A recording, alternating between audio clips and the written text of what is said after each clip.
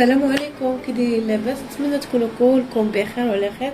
اليوم ان شاء الله غنشارك معكم طريقه تحضير السلو على طريقتي الخاصه، كل الطريقه ديالو كيفاش كيحضروا. بسم الله نبدا. عندنا هنايا نص كيلو إيلان، كيلو كاوكاو، ربعة ديال زرات الكتان، نص كيلو ديال الصوجه، 2 كيلو ديال الجنجلان، كيلو ونص ديال اللوز، وهنايا نص ربعة ديال نافع وحبة حلاوة. هنا القرفة خديتها انا عوض غنطحنها شي تقريبا 3 معالق، بوزة،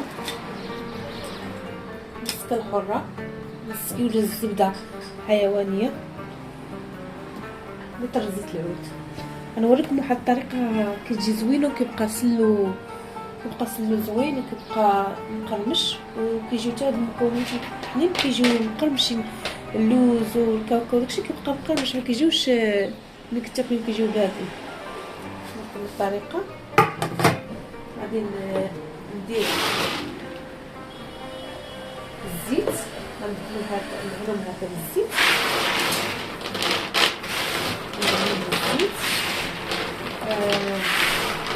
كاوكاو وجنجلان غنديرهم بهاد الطريقة بالزيت، وغندخلهم الفرن يتحمروا، وبهاد الطريقة كيبقى مقرمش وزوين سلو. انا حتى غنحمرو عاد غنفسخ هاد الكاوكاو. هذا اللوز غادي حتى هو غنديرو بجلودو، انايا ما نقليهش، غادي ندهنو حتى هو بالزيت باش كيتحمر وكيعطي ديك القرمشه ديالو. وكل الطريقه ديالو، كل اللي كيقلي كاين اللي كيقلي في الزيت، كل الطريقه ديالو خاصه. انا نشارك معكم الطريقه ديال السلو كيبقى صحي زوين.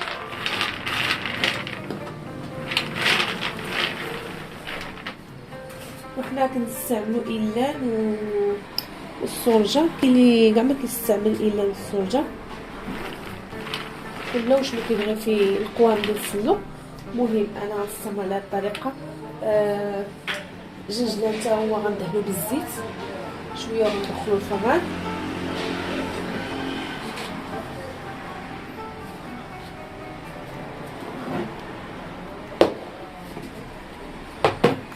والصوجه كذلك حتى هي غندهنها بالزيت، ولكن هاد النافع وحبة حلاوه ما تحمروهمش، غير صهدوهم وصافي باش ما يتحرقوش. غنصهدوهم وغنطحنوهم. وهاد المقادير ضروري خصكم توقفوا قدامهم، مخصكمش تمشيو وتخليوهم ما تردوش لهم البال باش ما يضيعوش لينا هاد المكونات. ضروري خاصنا نكونوا واقفين حداهم ونحمروهم. المهم انا استعملت هاد المقادير 2 كيلو ونص ديال اللوز، وكيلو كاوكاو، نص كيلو ديال إيلان، نص كيلو ديال الصوجه، و نص كيلو ديال الصوجه. صافي المهم ندهنتو هكا باش الله تحمر هذاك القرمشه، باش تعرفوا الجنجلان تحمر معاكم وخدا داك اللون ديالو. ملي تسمعوا بدا يطرطق، كيبدا يطرطقوا داك الحبات، صافي كتعرفوا راه تحمر.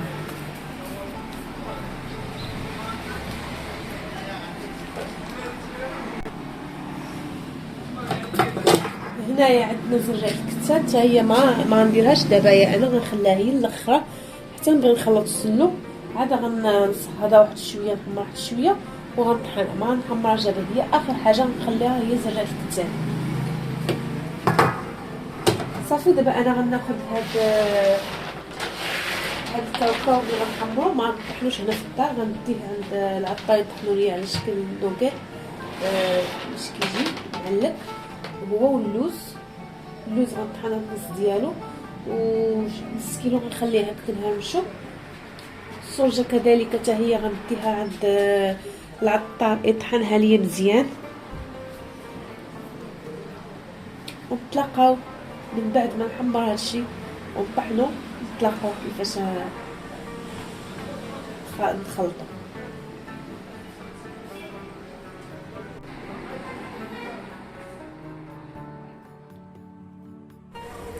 دابا انا درت اللوز هنا كيتحمر، نتوما شوف دهنتوها بالزيت باش تتحمر، خليتو بالقشور ديالو، كنقصو عليه البوط. فران كل منقوص. هنايا دايره منافع وزبده كتصعدو. هذا نخاوي الفوق درتو يتصهد شويه صافي، تصهد شويه ونخرجو. ما تحمروش المنافع والجنجلان، هاي تصهدوا. وهنايا هذه كوكوط درت فيها زرع الكتان، درت فيها الفران، درت فيها زرع الكتان صافي غنحمر واحد شويه حتى. دابا انا حمرت اللوز ها هو. دابا درت الجنجلان غندخلو ونقص عليه، دهنتو شويه تا هو بالزيت ودخلتو الفران، نقصو عليه النار وردوا ليه البال. من تحسوا بدا يطقطق راه صافي راه كيبدا كيتحمر.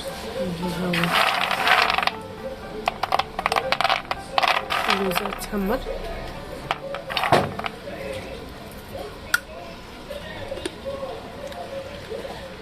تحمر مزيان. من بعد ما وجدت هاد القويم وحمرتهم وكيف وريتكم كي حمرتهم، ودابا ديتهم عند العطار طحنهم ليا.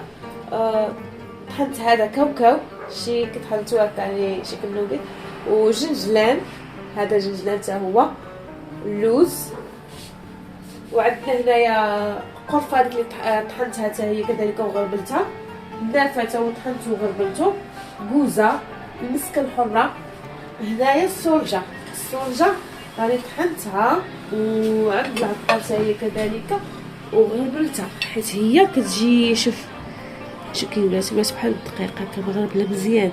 حيت واخا انا ديتها عند العطار راه ما غربلهاش، ما طحنهاش مزيان، ما كطحنش مزيان. المهم من جبتها غربلتها في غربال ديال الشطاطو. انا غنوريكم هذا الغربال ديال الشطاطو اللي غربلت فيه انايا. هذا الغربال هو اللي غربلت فيه، هذا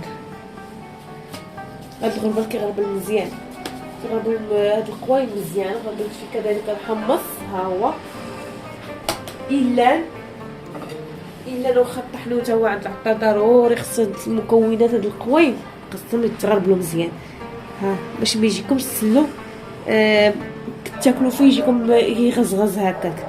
المهم شوف كي ولا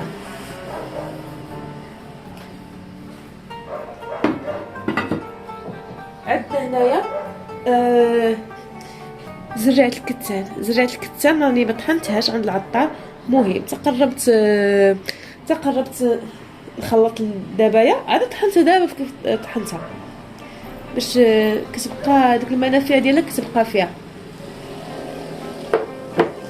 عندنا هنايا جنجلان راني خليت واحد الزلافه هكاك خليتها محمره باش نديرها في السلو،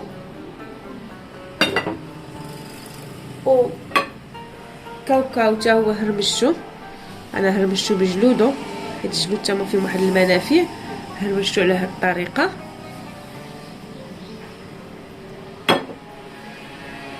هنايا شي 3 كيلو ديال الدقيق ونص ولا 4 كيلو هكاك ديروها، مهم على حسب الدقيق اللي بغيتو نتومايا.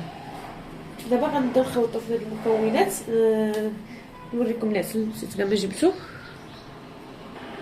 كنقول نسيت شي حاجه ولا نسيت العسل، ها هو. المهم انا غندير واحد الكاس ديال العسل الحر، عندنا حنا العسل الحر، غندير كاس ديال العسل الحر. وهي عنده عسل عادي اليوم باش يديرو يدير السكر بلاصه. المهم انا غندير واحد الكاس ديال العسل والسكر بلاصه كيف ما قلت لكم. دابا غنبداو ونخلطوا هاد المكونات كلها. كيما كتشوفوا انا غنضيف الدقيق اللي حمرتو، حمر الدقيق على هاد الطريقه، الدقيق يتحمر على هاد الطريقه، شتي بحال هكا. ما تحرقوش الدقيق، الا حرقتو الدقيق غيجيكم سلو نار، الا ما عرفتوش اللي ما كيعرفش شي حاجه جيب داك بسكوي وقارنوا بينه وبين داك اللون صافي كيكون داك التحمر ديالو مزيان. شي التحمر ديالو كيحمرتو. المهم هاد المكونات ضروري تردوا لهم البال من تكونوا تحمروا فيهم، راه خصهمش يتحرقوا، الا تحرقوا كيجي سلو مار.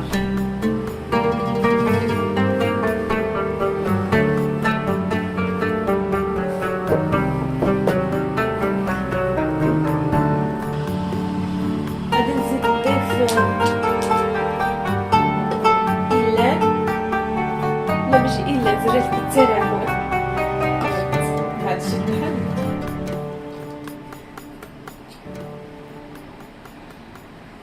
بحال ولا لون الصوجه بحال لون الحمص، ما تبقاش تفرقي بيناتهم. الا زرع الكتان هذا حمص،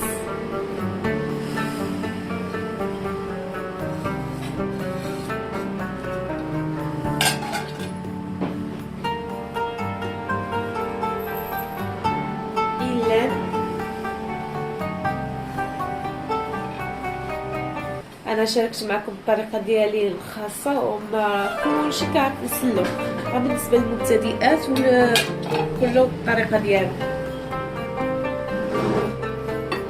غادي نضيف حمص،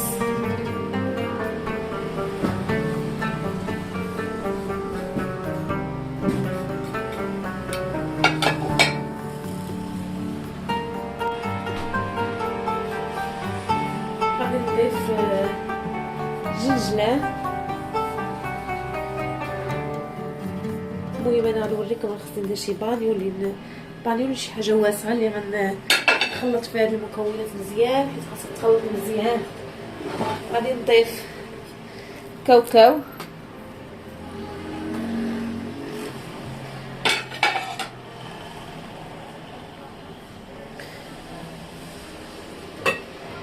اللوز،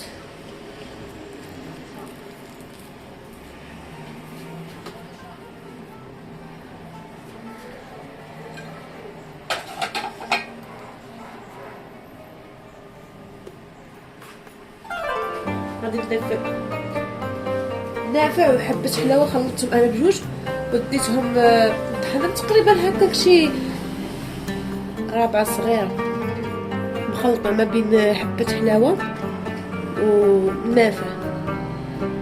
المهم حتى غربلتها مزيان.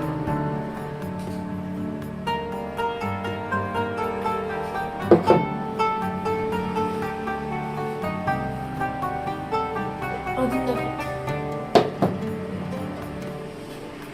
قرفة،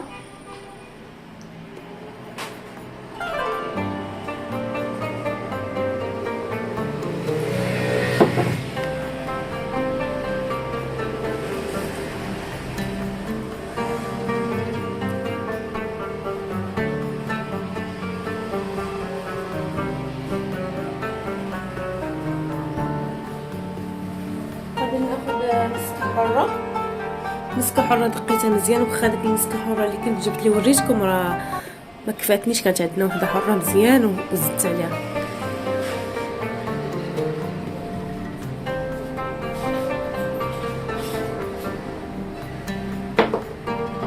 هنا كوزه وحده اللي حكيت.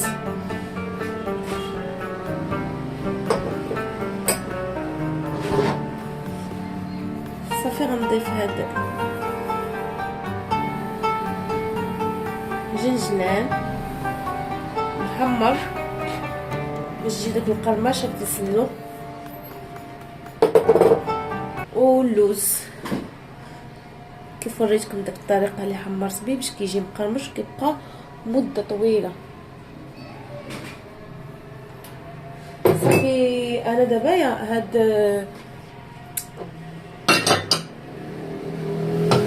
السكر والعسل ما غنديروش دابا حتى غنميلونجي هاد الخليط مزيان، عاد غنديرو. علاش ما غنديروش دابا؟ حيت غنعطيو واحد السيده من العائله فيها السكر، نديرو معاها شي فيها السكر ونعطيوها شويه السمن نذوقوها منه، ما كتبغيش فيه السكر. حتى غنخلطو مزيان، عاد غنزيد لاحقا عاد غنزيد السكر بلاصي والعسل، هي اللي متبغيش السكر.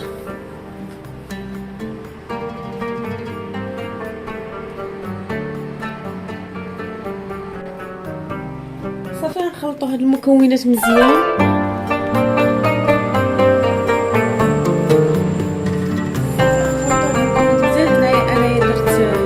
درت هنايا الزبده وزيت العود وواحد السكت قليت فيه اللوز الزيت حتى قليتو فيه. درت كلشي هنايا غنخلطو به هاد المكونات. المهم انايا غندير هاد الشي في انيه كبيره نشوف ما تشبعش ليا.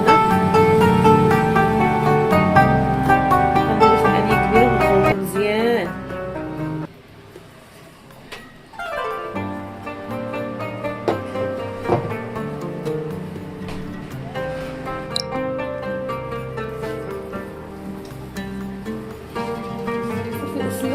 فيه المقادير مزيان. المهم انا قلت لكم انايا العسل وداك السكر ما غنديروش، خاصو يدخل فيه هاد المكونات.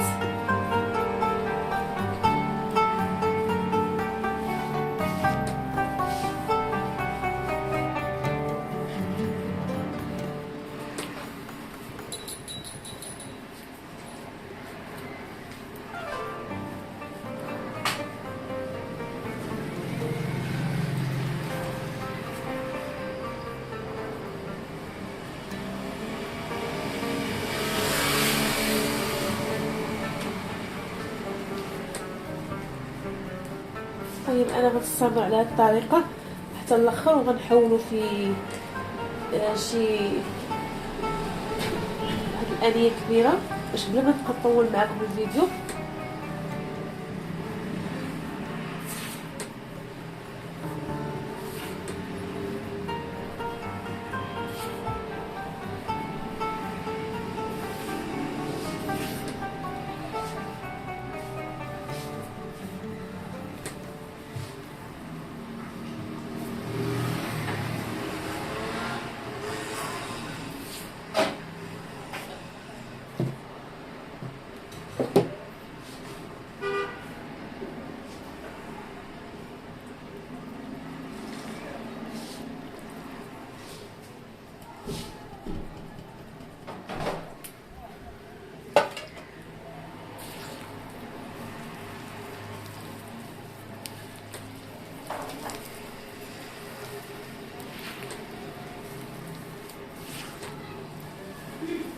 هاد القوايم خاصها تدخل مزيان في السمنه. نبقى نستمر على هاد الطريقه.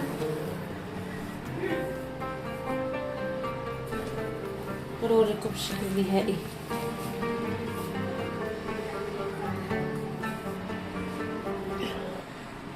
دابا غنديروا السكر. اخويا حيد شتي خويا. غنضيفوا السكر ونسقنا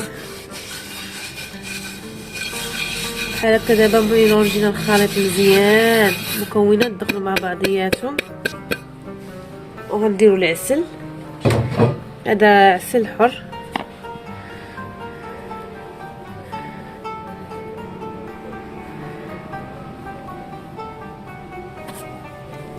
هانتوما كيف ما كتشوفوا بحال هكا كيندمجوا القوايم مزيان. عاد غنزيدو ثاني الزبده والزيت. دابا غنزيدو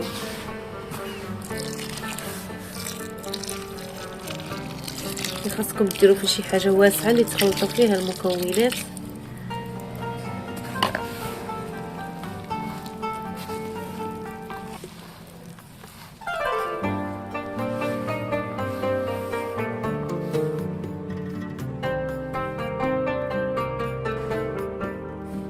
هذا هو الشكل النهائي ديال السمنه من بعد ما خلطته وخدمته على هذا الشكل. هادو درتهم فرديين.